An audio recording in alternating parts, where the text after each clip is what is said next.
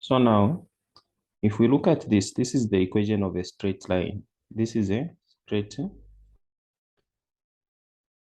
line. So this is the equation of the straight line. So for you to sketch a straight line, you only need 2 points. You only need 2 points for you to sketch a straight line. So you do that. So the points have been made easier for you to find those 2 points. So the first one, since they have given to say 2x plus 1 if negative 1 less or equal to x. So it means x lands from negative 1 to 2. Now take note, this is equal to. Here, it's just a less than without equal to. So you should take note of the signs, very important. So we'll start with it when x is negative 1. So when we substitute negative 1 there, we will substitute in the equation, which is 2x plus 1 to find the value of y. So y will be equal to 2. Where there is x, you put negative 1 and plus 1, and that will give us negative 2 plus 1, and that gives us negative 1. So negative 1 comma negative 1 is the first coordinate. Then the second coordinate is you get the 2, x as 2. So you get y is equals to 2x plus 1. 2, you substitute x with 2, then plus 1. That gives us 5. So we have the second coordinate as 2 comma 5. Okay. And from there, when we have that as those as our coordinates, we can put up this on a graph, negative 1 comma negative 1 and 2 comma 5. So what we can do is we are sketching. So you put up something of that kind. Okay. So you say if this is my 0, say my negative 1 is here, then my negative 1 and the other one is here. So the point I'm talking about is this. So now, first of all, draw just like a small hole.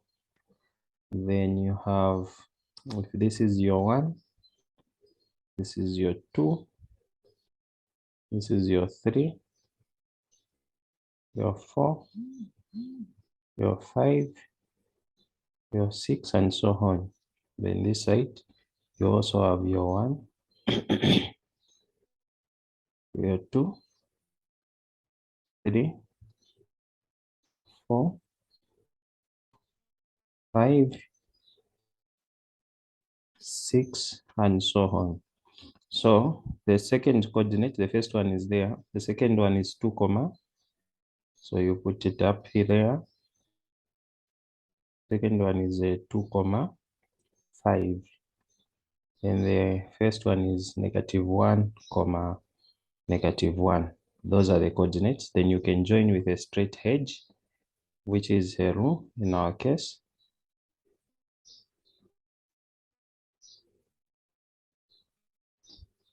Isn't it?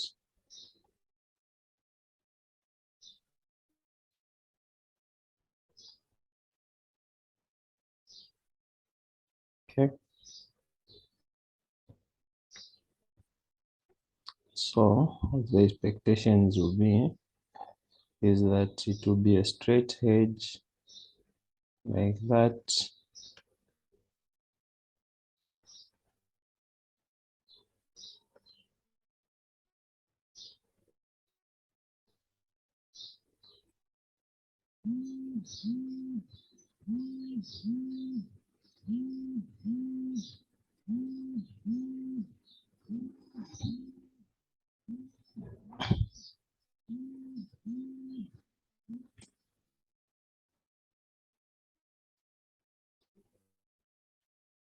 Yes, Wanyando.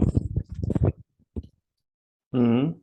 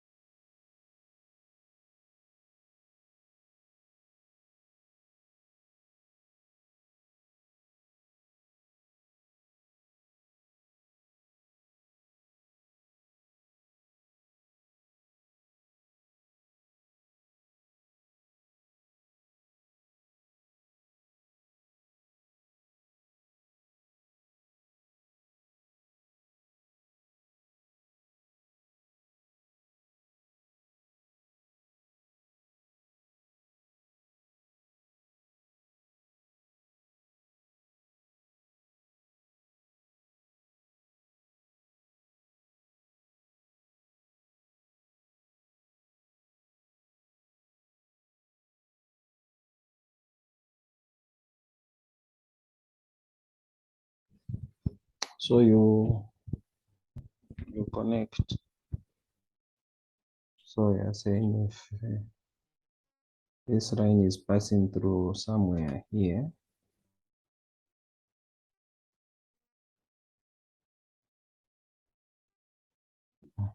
up to here.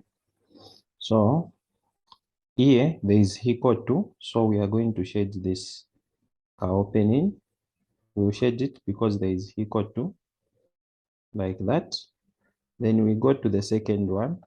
So the second equation, so the first one we figured out, this is our y is equals to 2x plus 1. So you can even label it to say, this is my y is equals to 2x plus 1.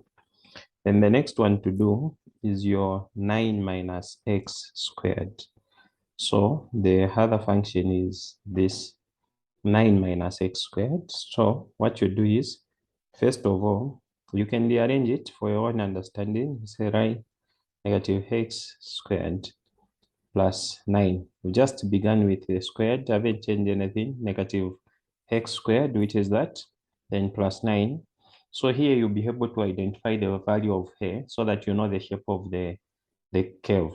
So you understand that a is -1 and -1 is less than 0. So it means this as a maximum, this is a maximum graph. So it will be something like this.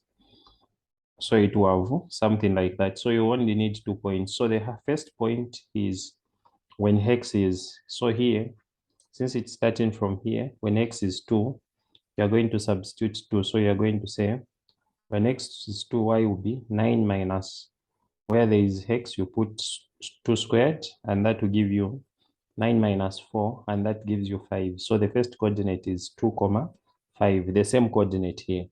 So you put up there with a red ink, of course, so that you understand. Then the other point that you need is just the intercept, where it's cutting the y-axis. So cutting the y-axis, what you have is y is equals to minus x squared plus 9. For y-intercept, x is 0. So when you put 0 there, it will be 0 plus 9, which will give you 9. So it's cutting somewhere here on top. So it means it's a curve that looks like this. And it will pass through. This is a quadratic, so it's a curve. So it will look like that. That side you don't have to write though, just for the sake of teaching. Then this side, it passes through 3, because when we set y as 0, so it's a curve, passes through 3, like that. So this side, it will go, since the condition is that, let's write the condition that we have at hand so that people can understand. So the function itself, the piecewise function, is like this. F of x is equals to 2x plus 1 for x in between -1 inclusive to 2. Then we have 9 minus x squared for x greater than or equal to 2. So we see that for this one, it is greater or equal to 2. It's not ending, it just goes. So hence the graph is like that. So this is the graph that, then picking the domain are the values of x.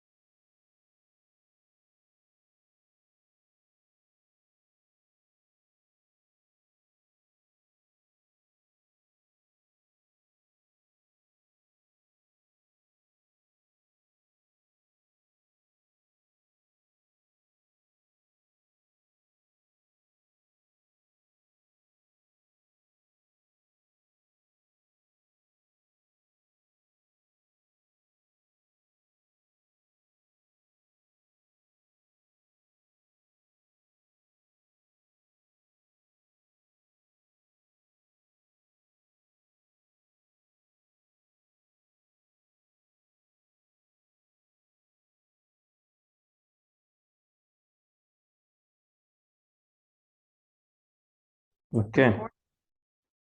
So after you've drawn that, the next thing that they want is for you to come up with a domain.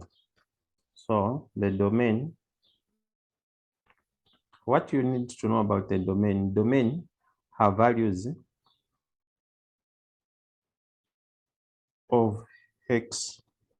So you have to follow how the graph is swinging on the hex axis. So if you see, the graph on the hex is starting from here, going this side. This side, we don't know this red graph where it's going down. But all we know is it's starting from -1. So it means the domain is hex is starting from X is a member of starting from -1 included. So we use a square bracket since it's starting from -1 and it's shaded. So -1 all the way to positive infinity. We don't know where it's going. So it goes all the way to infinity. So that is the domain. And then the range are the values of y. Range are the values of y. So for the range, you've seen this red graph is coming all the way down from -infinity. So we'll say the range is values of y are members of. So we don't put a square bracket when it's infinity. So from -infinity all the way up to, so it's going to swing on the y-axis. So up here, it's having a limit at this stage, which is 5. So it's from -infinity to 5. It's -infinity to 5, and that is a square bracket because it ends there. So this is the domain and the range. Is it clear?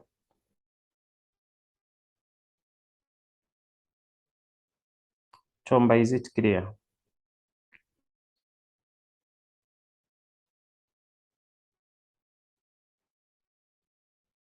May you please explain the part for 9 minus x squared again? 9 minus x squared again. Okay. Mhm. So, okay, let's roughly forget about the equation y is equals to 2x. Let's do the graph for y is equals to minus x squared plus 9. So a is -1, b is 0, we don't have x, and c is 9. That's what we have. Then when you have that, the graph, you look at the sign of x squared, which is negative. So it means it's supposed to be like this. Okay. So if it's like that, now if we put it on our graph, so we are going to find the y-intercept where it's intersecting the y-axis. This is the y-axis. So along the y-axis, x is 0. So you substitute 0 there. So you're going to find that y is equals to 9. So 9 is somewhere here on top. So it means it's going to cut somewhere this side on top. That's where I had written it to say it's coming from this end. So you know where it's cutting. So for you, you put somewhere there on 9.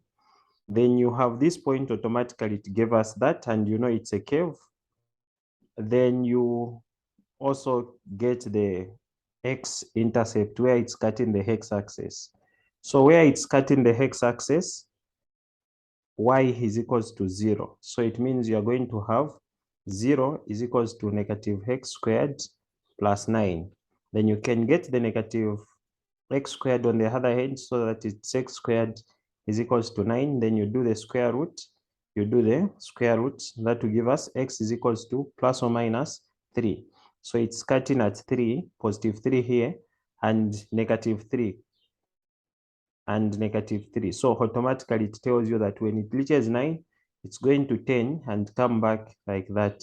So it is a graph that is like that. But we are not interested in this part because of the given condition to say it's starting from x, starts from x is greater or equal to 2. So it starts from 2. So this side, the initial graph should be like this, passing through 9, comes here, passing through 5, comes down, passing through 3. But we are not interested in this part. We are only interested starting from 2. So that's why they highlighted is starting from here, where hex is 2, coming downwards, because it's greater than. We can't go on the other end because it's less than 2. Is it clear, Chomba? Yes. Okay. Okay, so now we can progress and go to the next question. Where we are supposed to start from? I think there was a question that you said. Yeah. In the group, question 7. What's question 7 saying? Can someone read for us?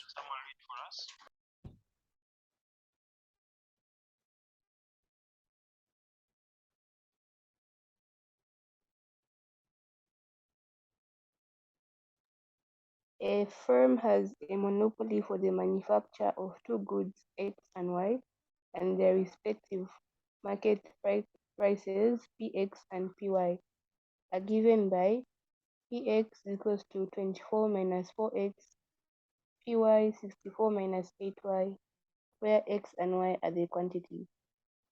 The firm's total cost function is Tc equals to 2x squared plus 2y squared plus 4xy. Determine the firm's profit function and find the quantities of each good which will maximize the firm's profit.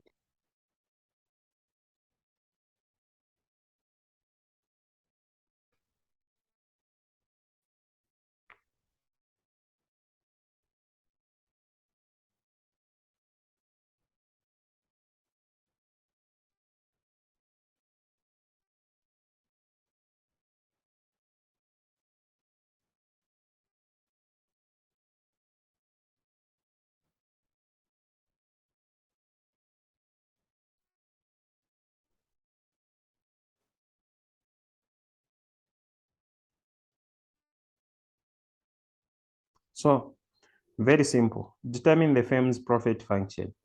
The profit function, we all know. Profit, who doesn't know the profit function? You can just say me, I don't know, Uncle Hakim, don't force me to know. So the profit function is pi. Profit is noted by pi. Total revenue minus total cost. This have always been preaching from last year. So total revenue, we are going to have revenue for the first product. We know revenue is given by, so total revenue for the product X is given by the price of X times the quantity. So they are saying the quantity of X instead of Q. Instead of Q, they are using X for quantity. That's what you've been told.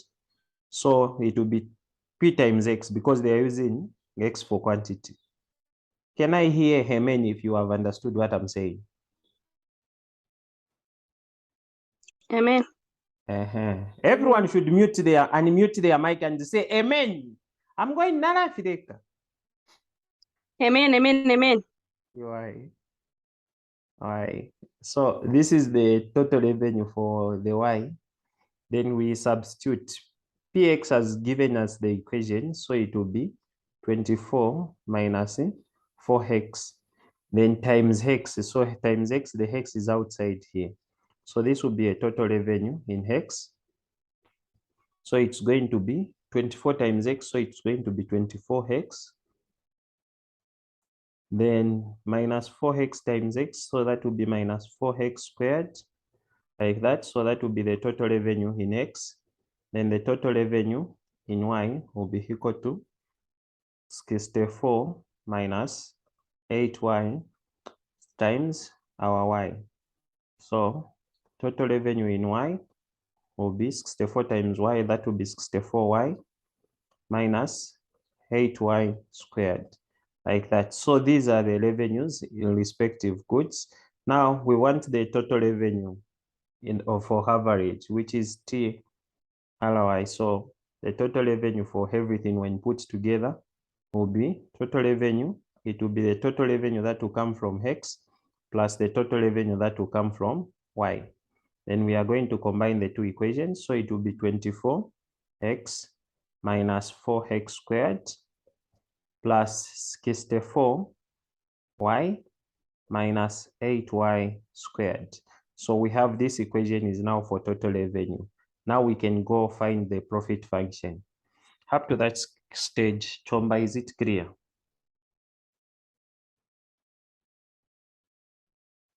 Yes. Okay. Then we'll go to the profit function. So the profit function, we are saying profit is equals to total revenue minus total cost. So we can come up now with a function for profit. So what's the total revenue? Give me the function that I'm just from doing, which is 2x minus 4x squared plus 64y minus 8y squared. So please say out that equation for me. Marina, what's the equation?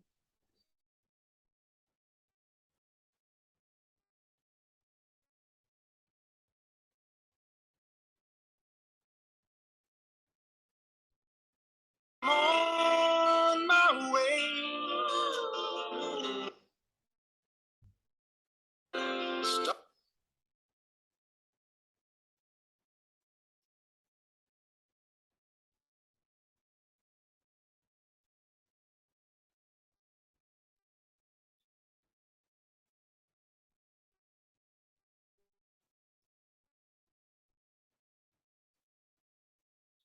Okay, you should let me know when you see the equation that I'm talking about.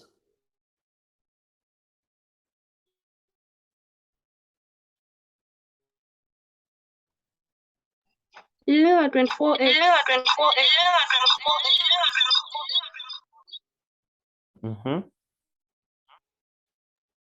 24x minus 4x squared plus 64y minus 8y squared.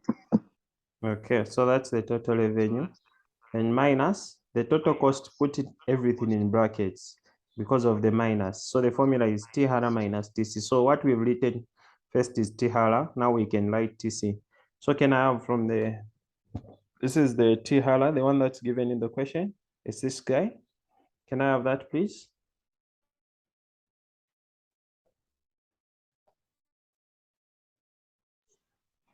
The total cost function, 2x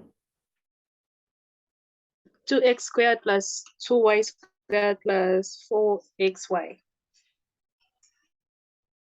Okay. Then we can open the bracket. So the profit function is 24x minus 4x squared plus 64y minus 8y squared minus 2x squared, negative positive. That's 2y squared plus, minus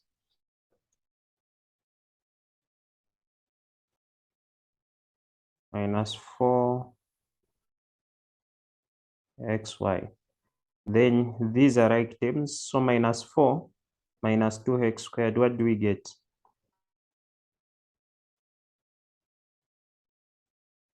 That will be 24x minus 4 minus 2. That will give us minus 6x squared. Then we have plus 64y and minus 8y minus 2. That will give us minus 10 minus 10y squared. Then we have 4x minus 4xy. So this is the profit function. That's what they want at first. Then what's part B saying? Find the quantities of each good which will maximize the firm's profit. Immediately you hear maximize the same profit, you just know that you are differentiating the profit function. Immediately you hear maximize, just know that there is differentiation involved at that stage. So you're going to say pi dx. So you differentiate with respect to x. So in this case, when you're differentiating with respect to x, y is treated as a constant. Y is treated as a constant. So your interest is x. So what's the differentiation of 24x? That gives you 24. Differentiation of minus 6x squared, that gives you minus 12x. Differentiation of 64y, there is no x here, so it gives you 0. So this one gives you 0. This one 0. Then here, it's just the same. When we differentiated 24x, we got the 24, the one that is attached to x. Now, when we differentiate minus 4xy, 4y is treated as a constant. So this is more like it's minus 4y x. So it's, this is attached together. So when we differentiated 24x, we got the answer as 24. So when we will differentiate minus 4yx, the answer will just be minus 4y. So it will be minus 4y. Is it clear, guys? Yes. Okay. Then since we are Yes. maximizing, when you've been told to say you're maximizing, it means that after you differentiate, the pi dx should be equated to 0. So you equate it to 0 and take this the other side so that you come up with the equation. So take 12x to the other side so that it's positive 12x. Then take minus 4 the other side so that it's plus 4y.